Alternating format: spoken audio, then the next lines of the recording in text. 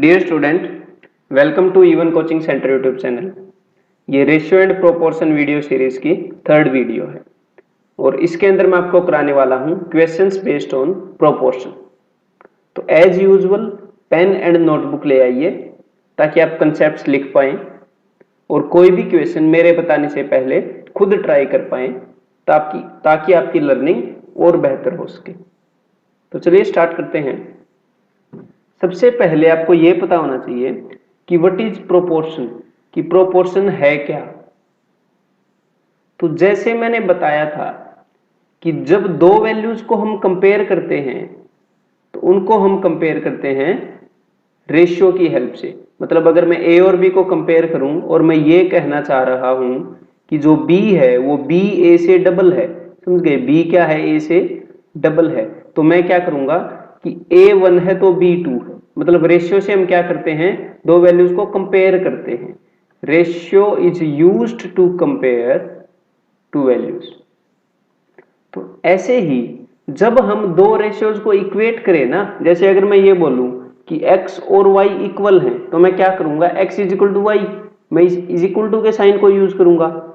ये तो कब है, जब मैं वेरिएबल्स को इक्वेट करूं। लेकिन अगर मेरे को ये बताना हो कि भाई दो रेशियो बराबर हैं तो मैं क्या करूंगा, अगर मेरे को ये बताना हो कि a और b का जो रेशियो है वही रेशियो c और d का है, कि a ratio b and c ratio d बराबर हैं, तो मैं इज इक्वल टू का साइन यूज नहीं करता मैथमेटिक्स के अंदर। ठीक है, ये जस्ट एक रिप्रेजेंटेशन है। तो मैं क्या करता हूं कि a ratio b is in proportion, इस साइन को क्या बोलते हैं, इन प्रोपोर्शन। ये प्रोपोर्शन का साइन है, means a ratio b is in proportion with c ratio d। That's all. मतलब रेशियोज को इक्वेट करने के लिए प्रोपोर्शन का यूज होता है। अगर मैं बोलूं a ratio b is in proportion with c ratio d, इसका सीधा सीधा मतलब है कि a by b is equal to c by d, कि ये दोनों रेशियोज इक्वल हैं या ये दोनों फ्रैक्शंस इक्वल हैं। After this I can cross multiply this like this, तो a into d is equal to b into c। एक और बात, जब भी ऐसी सिचुएशन हो तो मैं ये भी बोल सकता हूं कि a b c and d, ये जो चार नंबर्स हैं a b c and d are in proportion. और जब भी चार नंबर्स प्रोपोर्शन में होते हैं, a b c and d अगर प्रोपोर्शन में हो तो a by b is equal to c by d। First thing जो आपको पता होनी चाहिए, a by b is equal to c by d। और सेकेंड थिंग क्या पता होनी चाहिए कि a इंटू d, कि दो एक्सट्रीम वाले का प्रोडक्ट दो बीच वाले के प्रोडक्ट के बराबर है। a into D is equal to b into C. That's it. बस प्रोपोर्शन के अंदर यही चीज है, आपको ये दो चीजें सीधी दिमाग में आ जानी चाहिए। तो चलिए इसको थोड़ा सा और समझते हैं, इस कंसेप्ट को।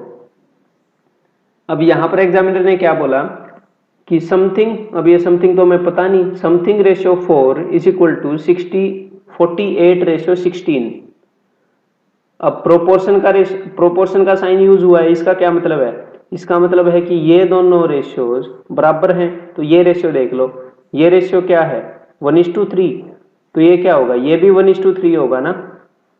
तो ये अगर 1 है, 1 की जगह पे 4 है, तो यहां पर 3 गुना है ना, तो 4 3 12 answer. That's it. Again proportion का साइन यूज हुआ है, इसका मतलब ये दोनों रेशियोज बराबर है, ये वाला और ये वाला। तो इस रेशियो का देख लेता हूं मैं, रेशियो क्या है इन वैल्यूज का, 12 2 जा 12 3 जा, तो ये भी 2:3 होगा। तो ये बताइए कितना 2 जा है, ये 5 दूनी 10 है, तो ये 5 3 15 होगा, ऑप्शन सी। तो ऑफ कोर्स हम ऐसे कर सकते हैं, ये बेसिक अंडरस्टैंडिंग है और इजीएस्ट वे भी है, कुछ लिखने की जरूरत नहीं है। और आप कन्वेंशनल वे से भी कर सकते हो कि भाई 10 into 36 is equal to 24 into question mark. अब इसको कर लेते हैं, 12 3 12 दूनी 2 5 जा। सो कोई भी मेथड अच्छा बुरा नहीं है, ये नहीं है कि ये मेथड बुरा है, बस कोई मेथड किसी जगह पे यूज होगा, कोई मेथड किसी जगह पे यूज होगा, आपको दोनों मेथड्स आने चाहिए। नेक्स्ट सेम क्वेश्चन, 4 4 जा 4 7 जा, तो इनका रेशियो है 4:7। तो ये बताइए कितने गुना है? 7 6 जा 42, तो ये क्या हो जाएगा 4 6 जा 24। यहां पर भी सीधा सीधा देख पा रहे होंगे कि भाई नीचे तो है डबल, 4 दूनी 8, तो यहां पर क्या होगा 3 दूनी 6। That is option C. That's all. Find the third proportional to 5 3 and 12। देखिए अब उन्हीं क्वेश्चंस को स्टेटमेंट में पूछा है, तो जब भी आपको 3 नंबर दिए हैं और आपसे पूछा क्या है, इस बात पे ध्यान दो, थर्ड प्रोपोर्शनल, इसका क्या मतलब है कि थर्ड नंबर गायब है। थर्ड एग्जामिनर ने पूछा है, आपको बाकी के 3 तो दे दिए, 5 3, थर्ड गायब है एंड 12। तो बहुत सिंपल बात है कि भाई इनका जो रेशियो है वही रेशियो होगा इन दो का, मतलब ये जो रेशियो है वही रेशियो होगा इनका। तो इन दो का रेशियो है 5:3, तो इनका रेशियो भी होगा 5:3। तो 3 का कितने गुना है ये 4, तो 5 का 4 गुना 5 चौके 20। That is option C. Find the fourth proportional. Fourth, अब की बार कौन सा नंबर गायब है? फोर्थ, ये वाला नंबर गायब है। तो देखते ही पता चल जाएगा कि ये दोनों 1:2 रेशियो में हैं, तो ये दोनों भी 1:2 रेशियो में होंगे। तो 5 दूनी 10, 10 आंसर हो जाएगा option A. A B and C are in continued proportion. एक नया टर्म आया है हमारे सामने। पहले जो नंबर थे वो सिंपली प्रोपोर्शन में थे, लेकिन अब की बार तो भाई कंटिन्यूड प्रोपोर्शन में है। तो कंटिन्यूड प्रोपोर्शन का मतलब मैं आपको बता देता हूं।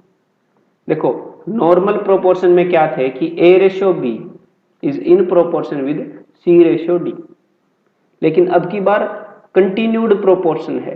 तो इसका क्या मतलब है कि A/B, यहां पर नए टर्म आ गए थे ना C और D, लेकिन यहां पर मैं B को ही कंटिन्यू कर रहा हूं, is in proportion with B/C। मैंने B को कंटिन्यू कर लिया ना, तो इसको बोलते हैं कंटिन्यूड प्रोपोर्शन। एक नंबर को कंटिन्यू कर लिया तो सिंपल सी बात है कि A/B is equal to B/C। A और B का जो रेशियो है वही B और C का रेशियो है, मतलब A/B is equal to B/C। अब इनको क्रॉस मल्टीप्लाई करते हैं, C को ऊपर B को उधर, तो A into C is equal to B into B square.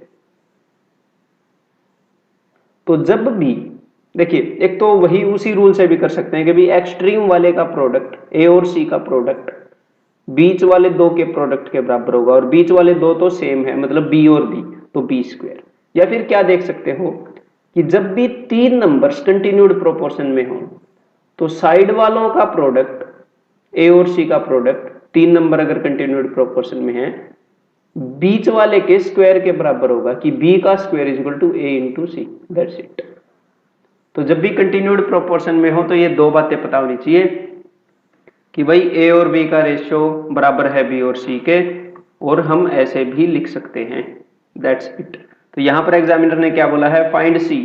अब ये कंटिन्यूड प्रोपोर्शन में है, find C if A is 9 and B is 6। तो जल्दी से नंबर लिखिए 9 6, और यहां पर हमें निकालना है C। तो इन दो का प्रोडक्ट बीच वाले के स्क्वायर के बराबर होगा, है ना। तो बीच वाले का स्क्वायर क्या है 36। तो 9 के साथ मैं किसको मल्टीप्लाई करूं कि 36 आए, 4 को करना पड़ेगा, 9 4 जा 36। So the answer is 4। If 2 numbers are 4 and 8, the first proportional to these numbers is।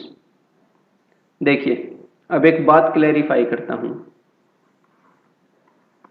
अगर आपसे पूछा है फर्स्ट प्रोपोर्शनल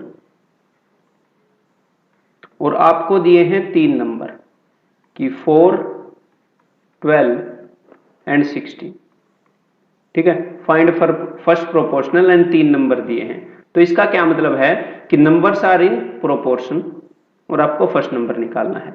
अगर आपसे पूछा है फर्स्ट प्रोपोर्शनल और आपको दिए हैं सिर्फ 2 नंबर, तो इसका मतलब है कि numbers are in continued proportion, ठीक है, और आपको निकालना है फर्स्ट नंबर। अगर सिर्फ 2 दिए तो इसका मतलब नंबर ही 3 है, तभी तो तीसरा निकालोगे।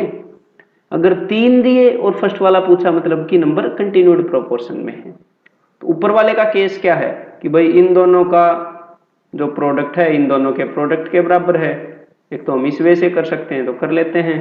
16 into question mark is 12 into 4, 12 4 जा इज 48, तो 16 3 जा क्वेश्चन मार्क की जगह 3 आएगा। That's it. लेकिन नीचे वाला केस क्या है, कंटिन्यूड प्रोपोर्शन। तो कंटिन्यूड प्रोपोर्शन में इन दो का प्रोडक्ट इज इक्वल टू बीच वाले का स्क्वायर। तो 4 का स्क्वायर इज 16, तो 8 वट जा इज 16। 8 को किससे मल्टीप्लाई करोगे, 16 आई 2 से, सो आवर आंसर इज 2। या फिर ऐसे भी कर सकते हो बिल्कुल कि भाई फर्स्ट नंबर गायब है लेकिन इन दोनों का जो रेशियो है वही इन दोनों का रेशियो होता है। तो इन दोनों का रेशियो क्या है, 1:2। तो इन दोनों का रेशियो भी 1:2 होगा क्योंकि कंटिन्यूड प्रोपोर्शन में है। तो अगर 1:2 रेशियो है और ये 4 है तो ये 2 ही तो होगा ना, इसका आधा होगा 2। Answer will be option B.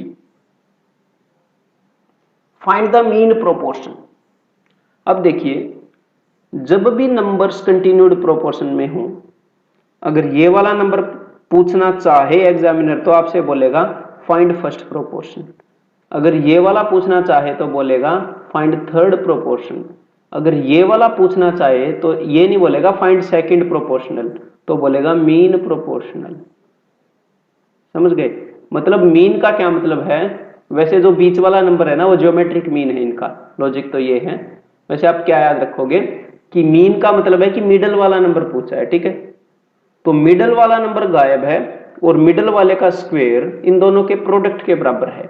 तो मैंने मिडल वाला नंबर मान लिया m, तो m का स्क्वायर इन दोनों के प्रोडक्ट के बराबर है। 9 4 जा 36, और कितने के बाद पॉइंट आएगा, 2 के बाद, क्योंकि 1 के बाद यहां पर है, 1 के बाद यहां पर है। तो अब m की वैल्यू क्या होगी, 36 का स्क्वायर रूट क्या होता है 6, और उसके बाद ध्यान से देखिए 2 के बाद पॉइंट मत लगाइए।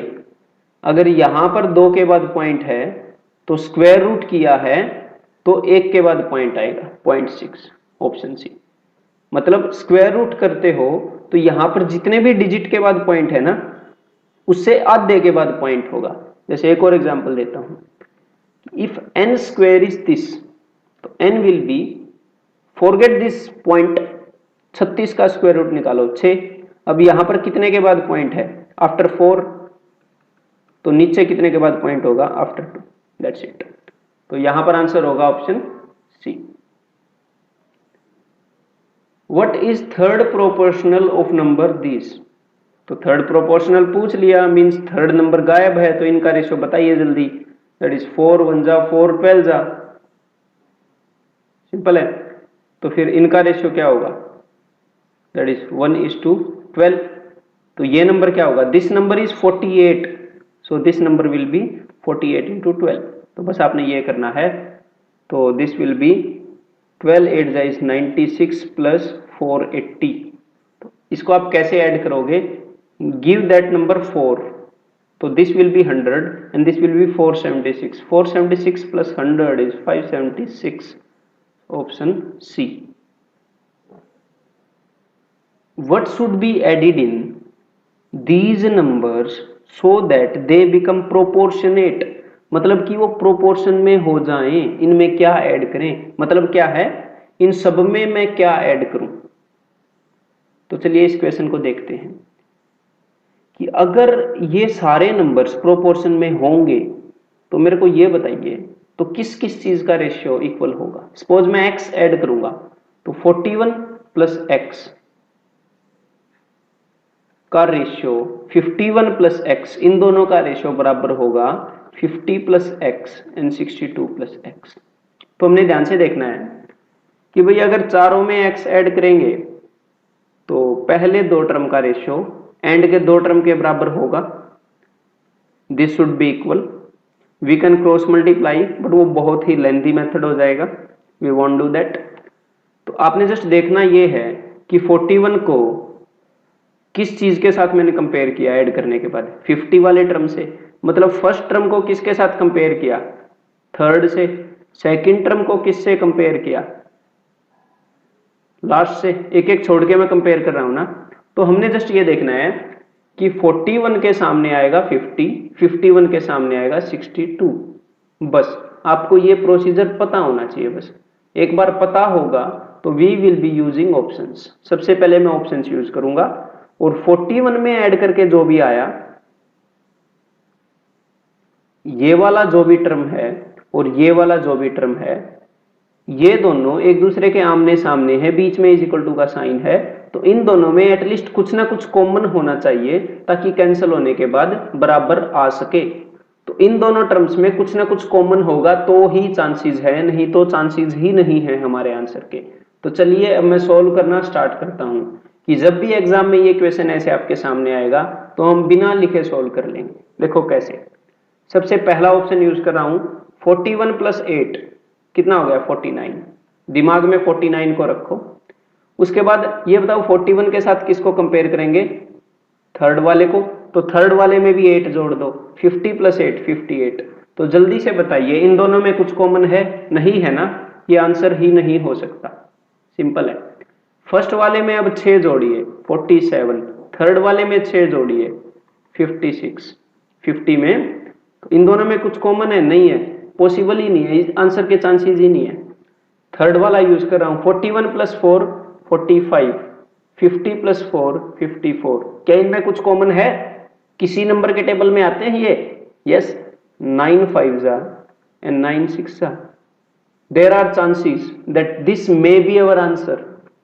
Okay, then let us proceed. इसके चांसेस हैं। अब इसमें ऐड कीजिए 51 में, 51 यहां पे था ना, 51 प्लस 4 55 एंड 62 प्लस 4 66। इन दोनों में कॉमन है, देखिए 11 5 and 11 6। You can see 9 5 6 11 5 6 5 6 5 6। This is our answer. Cancel करके देख लो, कैंसिल करके देख लेते हैं। 5 9 5 11 6 9 6 11। देख लीजिए रेशियो सेम है। तो हम क्या करेंगे, ऑप्शन से ऐड करेंगे और ये देखेंगे कि कुछ कॉमन है कि नहीं। तो ऐसा क्वेश्चन अगर अगली बार आए तो हम तो लिखेंगे भी नहीं, आंसर सीधा टिक कर देंगे विद इन 15 to 20 सेकेंड्स। तो चलिए स्टार्ट करते हैं। 63 71 80 and 90 are 4 numbers, then what should be added in these numbers to make them in proportion. Exactly same question है, तो सोल्व करना स्टार्ट करते हैं। 63 प्लस 6 69, दिमाग में रखिए। 80 प्लस 6 86, 69 एंड 86 कुछ भी कॉमन नहीं है। ये पता कैसे चलेगा, एक ही इलाज है, टेबल्स मेमोराइज कर लो जस्ट 25 तक, बस एनफ है। कुछ भी कॉमन नहीं है, आंसर नहीं हो सकता। 63 प्लस 5 68, 80 प्लस 5 85, 68 एंड 85 कॉमन है। 17 का टेबल याद करो जरा, 17 4 जाए 68, 17 5 जाए 85, चांसेस हैं इसके आंसर होने के। तो मैं इसमें ऐड कर रहा हूं 71 प्लस 5 76, 90 प्लस 5 95, फिर से कॉमन है। 19 4 19 5 19 चौके 76, 19 5 95, 17 4 17 5 4 और 5 4 और 5, 17 से भी 4 और 5 पे गया, 19 से भी 4 और 5 पे गया, यही आंसर है। चेक करके देख लीजिए। समझ गए ना। अगर कुछ कॉमन होगा तो भी ये देखना है कि भाई सेम पहाड़े पे जा रहे हैं कि नहीं। दैट्स इट, इजीली मेंटली कर लेंगे ऐसे क्वेश्चंस को। To make proportionate what should be subtracted from these numbers, इनमें से क्या सब्ट्रैक्ट करें। तो सबसे पहला ऑप्शन यूज करते हैं। अब की बार सब्ट्रैक्ट करना है 20 - 5 15 एंड इसमें से सब्ट्रैक्ट कीजिए 40 - 5 35। यार कॉमन है, चांसेस है इसके। नेक्स्ट चेक कर लेते हैं। 32 - 5 27 एंड 67 - 5 दैट इज 62। है कुछ कॉमन, नहीं है ना, कॉमन नहीं है। चांसेस थे लेकिन आंसर नहीं है। समझ गए, दोनों में कॉमन हो और सेम पहाड़े पे जाए। अब 3 सब्ट्रैक्ट करते हैं जल्दी से। 20 - 3 17, 20 - 3 17, 40 - 3 37, sorry. Then next 20 - 4 is 16, 40 - 4 is 36। Chances है ना, that is 4 4 4 9। Okay, then 32 - 4 is 28 and 67 - 4 is 63। तो 7 4 7 9। That's it, option C is the answer. I hope you are getting it now. Mentally कर सकते हैं अभी हम। What should be subtracted from these numbers 31 51, 25 and 40 respectively, so that they become in proportion. तो यहां पर मैं बिल्कुल भी लिखूंगा नहीं स्क्रीन पर, अगर आपको प्रॉब्लम हो तो आप लिख सकते हो अपनी नोटबुक पर, तो मेंटली करके देखते हैं, और मैं रिकमेंड करूंगा आप भी कुछ भी मत लिखना। तो 31 माइनस 9 दैट इज 22, याद रखना है 22। देन उसके बाद 25 माइनस 9 दैट इज 16। तो 22 एंड 16 किसी चीज से कैंसिल हो रहे हैं, 2 से हो रहे हैं ना, 11 एंड 8, तो नीचे भी 11 एंड 8 आने चाहिए। तो 51 minus 9 that is 42 and 40 minus 9 that is 31। तो 42 एंड 31 में कुछ भी कॉमन नहीं है। तो देखिए एक और बात, जबरदस्ती मेंटली हम प्रैक्टिस में करेंगे, एग्जाम में जबरदस्ती मेंटली नहीं करेंगे कि यार हम बार बार भूल रहे हैं फिर भी हम लिख ही नहीं रहे हैं। एग्जाम में तो हम ऐसे करेंगे ना, 31 माइनस 9 22 दैट इज 25 माइनस 9 16, लिख लेंगे थोड़ा थोड़ा, लेकिन प्रैक्टिस में नहीं लिखेंगे घर में, ये मैं आपको रिकमेंड करूंगा। अब नेक्स्ट करते हैं 31 minus 8 that is 23 23 and 25 minus 8 17। तो 23 और 17 कुछ भी कॉमन नहीं है ना, can not be our answer. Then next 31 minus 7 that is 24 24, 25 minus 7 that is 18। तो 24 एंड 18 किसी चीज से कैंसिल हो रहा है, 24 एंड 18 6 से, 6 4 जा 24, 6 3 जा 18, 4 एंड 3 पे कैंसिल हुआ। नीचे देखते हैं 51 माइनस 7 44, 40 माइनस 7 33, 44 एंड 33 किसी से कैंसिल हो रहा है, 11 4 जा 11 3 जा, पहले वाला भी 4 और 3 पे हुआ, ये भी 4 और 3 पे हुआ। That's it, C is your answer. इस तरह के क्वेश्चंस को आप ऐसे ही प्रैक्टिस करोगे घर पे, ये बेस्ट है। So that's all from my side in this video. अगर ये वीडियो पसंद आई you should like it, and मेरे से कुछ भी कहना चाहते हैं, ये वीडियो कैसे लगी ये कहना चाहते हैं, या कोई और सजेशन है, या व्हाटएवर कोई आपको प्रॉब्लम है कॉम्पिटिटिव एग्जाम्स की तैयारी करने में, तो you can use the comment box below. Thanks for watching, best of luck for your exams, keep enjoying, bye bye.